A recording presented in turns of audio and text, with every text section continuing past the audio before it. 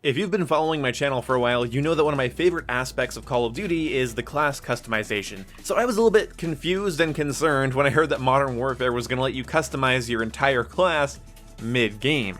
So in this video, I'm going to use other games as examples for loadout customization and preparation. I'm going to talk about what excites me, but more importantly, what kind of bothers me about this decision and why I don't think they should do it.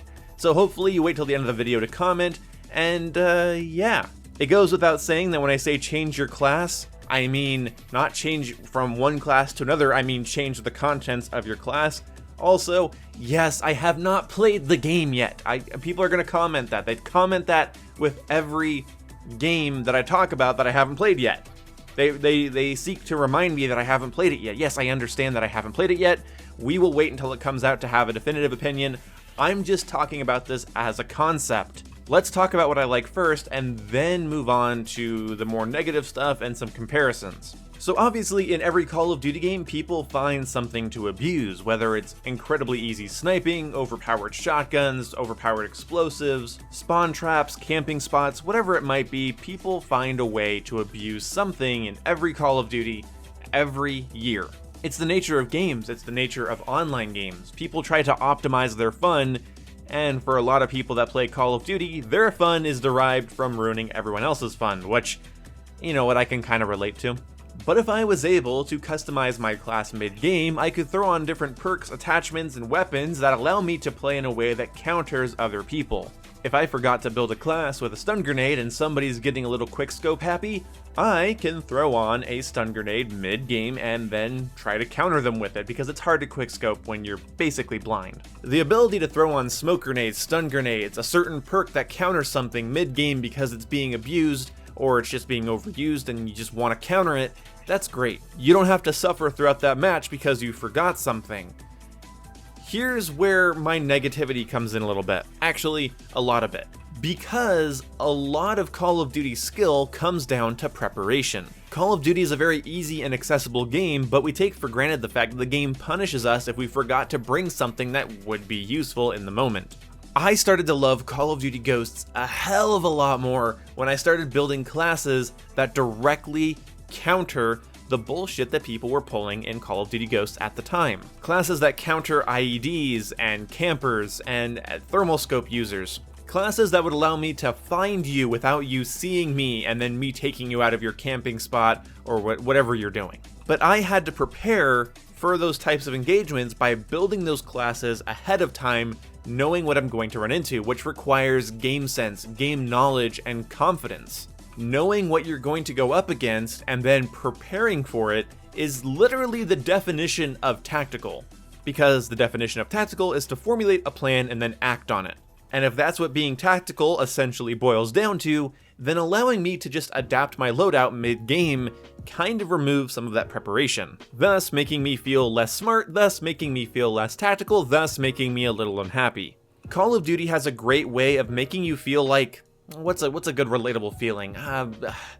You get up and you leave the house and then you realize you forgot your phone or your wallet, that kind of oh shit, gotta go back feeling. That's your punishment for not being properly prepared for various playstyles. You think, okay, well this map is big and I didn't bring a class that allows me to traverse it quickly. These people are camping and I don't have anything to dislodge them. And then you remember that and you build classes to counter it. Noob tubes are kind of a meme, but they're really good at getting rid of campers, and that's why in Call of Duty Ghosts I always have a noob tube class set up, because people love to camp with IEDs and I want to detonate them and their IEDs without even entering the building they're sitting in.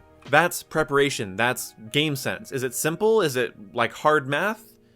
Yes, no, it's not hard, it's simple, for sure, but that's not the point. Because even simple preparation like, oh, I'm going on a walk, I should probably bring water, or, oh, I'm gonna watch a movie, I should probably, make sure the lights are off.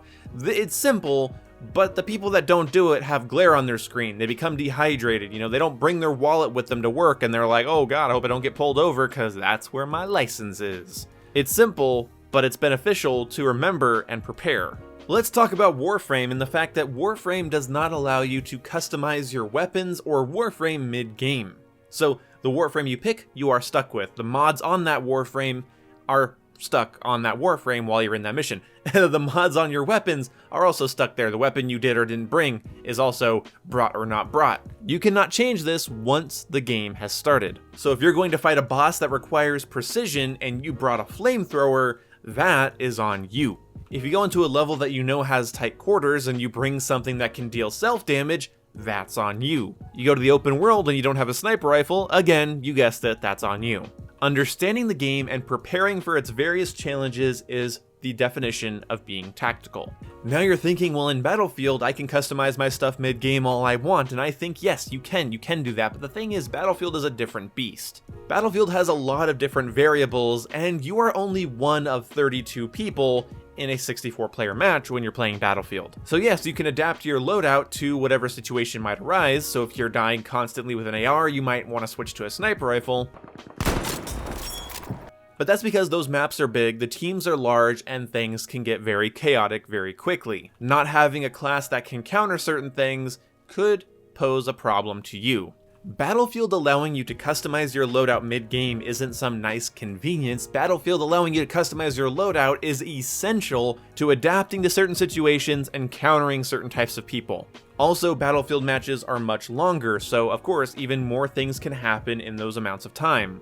And Battlefield has just a wider skill gap in general. Yeah, it's mostly rooty-tooty point and shooty, but it is still going to require more from you in terms of mass knowledge than Call of Duty. Where Call of Duty requires you is game sense, map awareness, weapon sense, like, learning how each weapon performs and what it's good and bad at, and I think most of all, preparation. A good Call of Duty player, a sweaty, no good try-hard Call of Duty player is going to go on maps by themselves in a private game, learn the different lines of sights, find out where their grenades go, where they throw them over certain buildings, they're going to test out different classes and different combinations, and then they're going to get into a match and kick your ass because they've prepared. That type of preparation should be encouraged, not diminished. Let's look at Wildlands here. Now, in Wildlands, you kind of have a problem where the loadout customization doesn't matter, and even though it's like an open world tactical game, it doesn't punish you for not bringing the right equipment, because unless you're on the ghost mode, no respawn difficulty, you just never really have to worry about that. See what I'm doing right here on screen? You can do this in the middle of a firefight. So if I need a sniper rifle, I don't go, oh shit, I should have had somebody bring a sniper rifle. I just equip a sniper rifle. So I don't have to prepare for my missions. Everything that I would need to prepare is at my fingertips at all times. So whatever I need, whatever setup I require, it's there waiting for me at any given moment. Another place where they kind of failed was that you have all of this gear all the time. Think about that. You have all of this gear all the time. You don't need to pick flashbang. You don't need to pick flare gun. You don't need to pick C4, mines, or frag grenades. You just don't need to worry about that. I've made an entire video about that before because it kind of feels like it doesn't require you to be tactical. It doesn't require you to prepare. It just requires you to pull out whatever you feel like you need in the moment. It doesn't punish you for not preparing, and I think Call of Duty always should. And Call of Duty has been punishing people for not preparing since Call of Duty 4. And that game just basically revolved around Juggernaut and stopping power, and yet still benefited players that took the time to customize their loadouts to the weapons they were using and the playstyles they wanted to have. They weren't just going, oh crap, I keep getting blown up, time to switch to Juggernaut. No, they had a class that had the Juggernaut perk on it that was made for that. And then you need to worry about what gun is on my Juggernaut class, because some guns are really bad without stopping power, and Juggernaut and stopping power are in the same tier, so I need to know which guns do not require stopping power to be effective, and then I throw on Juggernaut. But what's my tier 3 perk and my tier 1 perk? Do I have 3 grenades or do I have 2 RPGs? Do I not have one because the weapon on my Juggernaut class has a grenade launcher or a foregrip instead, which of course removes your tier 1 perk in Call of Duty 4? That is the sacrifice that a COD 4 player needed to make, even though the created class was so simple. Now, if Modern Warfare just lets you swap out weapons or attachments, I honestly wouldn't mind that, because at least then you're not changing the entire playstyle. So yeah, maybe you don't have any good sniper classes. You don't have any classes with the perks that are required for sniping, but you want to switch to a sniper rifle. Okay, go for it, but you don't have a class that's dedicated to that playstyle, so you have basically a sniper rifle on an SMG loadout or something along those lines, so the class might have 3 perks that you don't need for the playstyle you're trying to adapt into. But if they just allow you to change your lethal, tactical, perks, weapon, and attachments, then I'm sorry. I feel like the entire tactical preparation aspect of Call of Duty gets removed. That whole feeling of sacrifice and making sure you have things set up the way you want them is gone. And here's the one thing I will say before I go any further. I'm probably just going to end the video with this. Modern Warfare is going to have larger game modes with like ATVs and shit, and maybe they playtested those and thought, okay, well I need to be able to change my class in mid-game because the game is becoming more chaotic, there's more players, there's more stuff going on. So kind of like in a battle royale game where there's lots of stuff going on and it's kind of overwhelming, you can kind of swap out your gear, but it's of course, you know, procure on site, but you're still swapping out gear and, you know, okay, well I don't need an assault rifle or an SMG, I need a DMR, so I'm glad I found this. You know, maybe they wanted that, so you can adapt to situations and, you know, picking the right thing for that right chaotic match is just exactly what the game needed, and they weren't going to ship it without it, and they've already play tested it. But in my opinion, no matter what, I would prefer if the importance of the create a class process wasn't diminished. Let players make mistakes, let players go into matches with their pants down, let people, you know, forget their wallet and phone, let people have that type of, damn it, why did I bring this? I should have brought this instead moment, because then they learn and then they adapt, and then as they unlock more create a class slots, they can adapt to more types of situations, and by the time they get to, let's say, 10 slots, then they should be able to know from the top of their head 10 types of playstyles they want to try out, 10 types of playstyles they want to counter when it comes to what the enemy's doing, and 10 types of game modes that they want to build classes for, yada yada, you get it. Class creation is important to the core learning experience of Call of Duty, and allowing people to adapt their classes mid-game constantly just takes a lot less mental effort. Obviously, if somebody's constantly sniping me, I know that I can put on a stun grenade or my own sniper or a shotgun or something that counters them depending on how they're playing. I know that.